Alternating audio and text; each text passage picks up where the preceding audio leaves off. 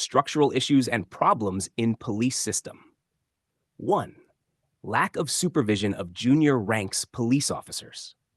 When investigated, most cases of police high-handedness point to the junior ranks acting on their own without the consent or approval of their commanding officers. This happens when they feel the officer can be easily manipulated with a concocted story, which is partly true because the criterion for recruitment of police officers via the CSS exam often ends up with a selection of square pegs for round holes. 2. Current recruitment process for executive. Currently, the majority of police officers are recruited through the CSS exam, which means that individuals in their 20s join the force.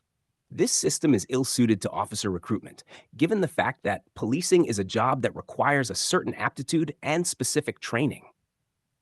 A career in the police, just like a career in the military, is a lifestyle that must be inculcated from a young age. Do all those CSS qualifiers who join the police service aspire to join it out of a passion for the job? A small percentage might have such ideals in mind, but the majority joins it for social prestige, security, safety, and impunity. A confession in this regard was recently made by IG Punjab in a meeting with RPOs when expressing his dismay over the insensitive attitudes of the field command. He said, "District police officers have to come out of their luxury offices and look at what is happening in the police stations." Number 3, misplaced training criteria for police officers. The recruitment criteria of PSP, police officers, is misplaced since no expertise in the field of criminology or criminal justice is required from candidates. Training at the Civil Services Academy is also not as required for the police service. It has nothing to do with their field. The specialized training does not help much either because these are treated as mere formality and are thus inadequate.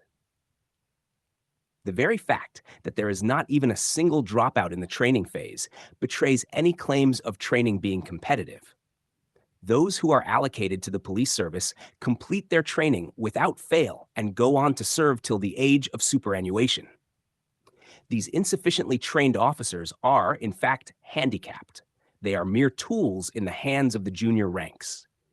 Their authority has not been internalized by the department, and those among the junior ranks can easily manipulate them, given their knowledge of the internal mechanisms of the department. They are no match for hardened subordinates who have been serving in the system for years before them.